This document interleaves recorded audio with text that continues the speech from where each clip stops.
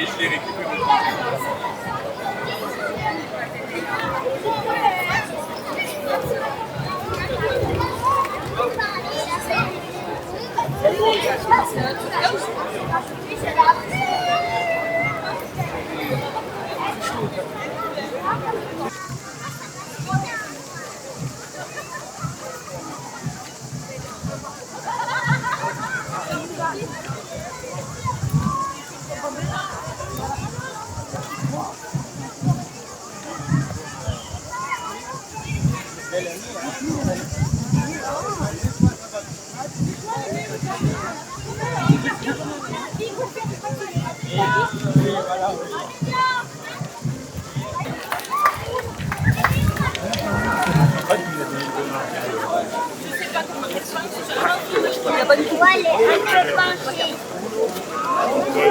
À chanter la Marseillaise. Messieurs.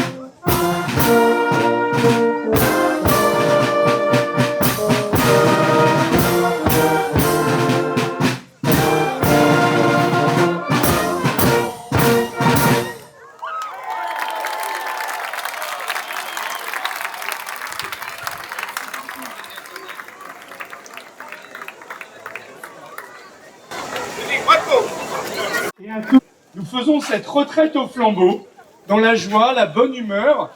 Et je veux, derrière, et je veux les remercier, la fanfare des pompiers, qui a mis du rythme dans la ville, et vous pouvez les applaudir.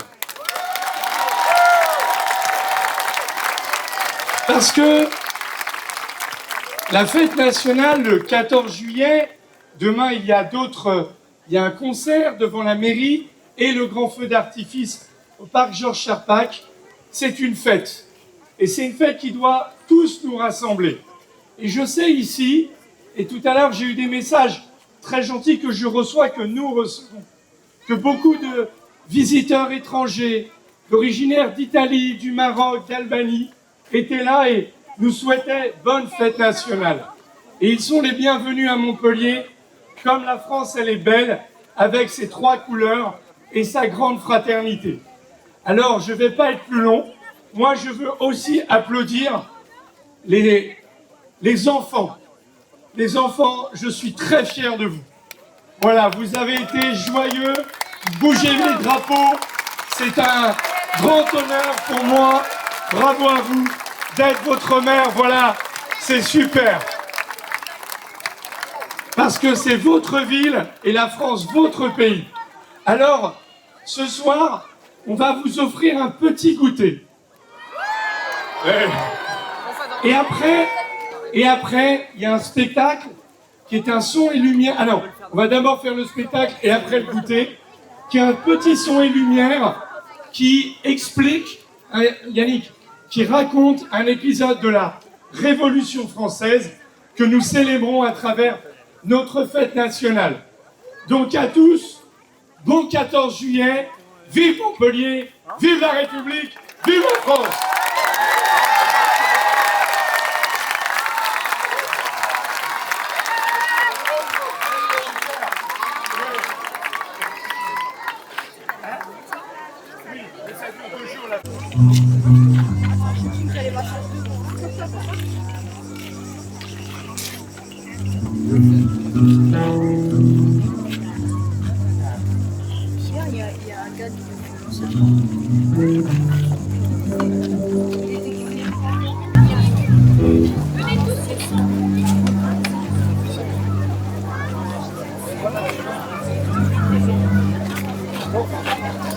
Je vais vous raconter ce que vos flammes de province, l'incendie qu'elles ont allumé, un gigantesque incendie qui a fait naître un nouveau peuple, fait de citoyens et de citoyennes libres, forgés dans le débat et le sang, parce que, oui, l'histoire, là-bas, à Paris, a été violente, et comme ici, d'ailleurs.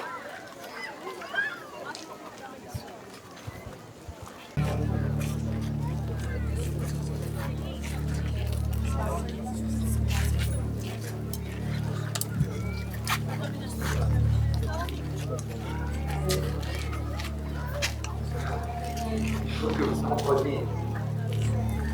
Versailles est si loin de Paris, tellement loin des rues brillantes, des marchés aux odeurs et des jeux d'enfants dans la boue.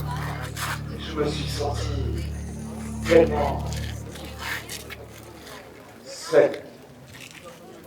C'est un politique du royaume entier, avec chacun un empire et des espoirs. Elle est venue de loin.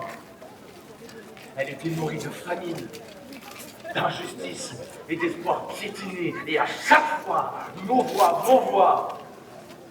Et c'était absolument pas écouté. Ils refusent de délibérer avec nous. Mais alors nous n'attendrons plus que Monsieur le Roi, Louis, la noblesse et l'Église prennent des décisions. Pourquoi décideraient-ils pour nous? Hein? Pourquoi? Nous sommes les seuls représentants du peuple. Et nous seuls allons prendre les décisions qui le concernent. Des décisions capables de retourner les choses, de récupérer ce qui nous a toujours été refusé. De la dignité, du pain, de la justice, de la liberté, une égalité magnifique. Alors, sans eux, nous avons fondé l'Assemblée nationale. Elles seules, les femmes, savent quand le peuple a faim. Elles savent quand le pain est trop cher. Elles seules peuvent connaître le prix de la vie. Alors, quand j'ai vu leur œil noir tourner ça y est, j'ai souri, le cœur battant. Je les ai suivis jusqu'au palais. Derrière elles, il y avait toute l'armée française pour les soutenir, mais c'est elles qui portaient la pique. Et leur chant, mes amis, leur chant. Si vous aviez entendu leur chant, ils avaient la force de 10 armées. Elles sont rentrées, elles ont ouvert les portes du palais. Elles sont allées chercher le roi pour le prendre par l'oreille et le ramener à Paris. Au milieu de ceux qui ont faim, pour que plus jamais il ne soit un roi. Nous avions gagné. J'ai cru que notre révolution était terminée. J'ai cru que enfin venait le règne de l'égalité. Qu'enfin nous allions pouvoir écrire notre propre loi, celle qui constituerait la France. Oh. Bien sûr.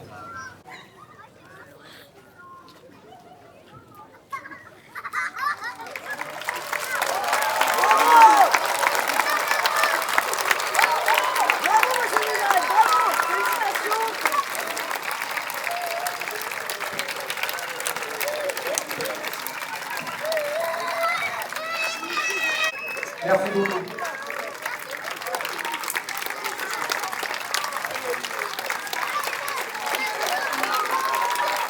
Bravo!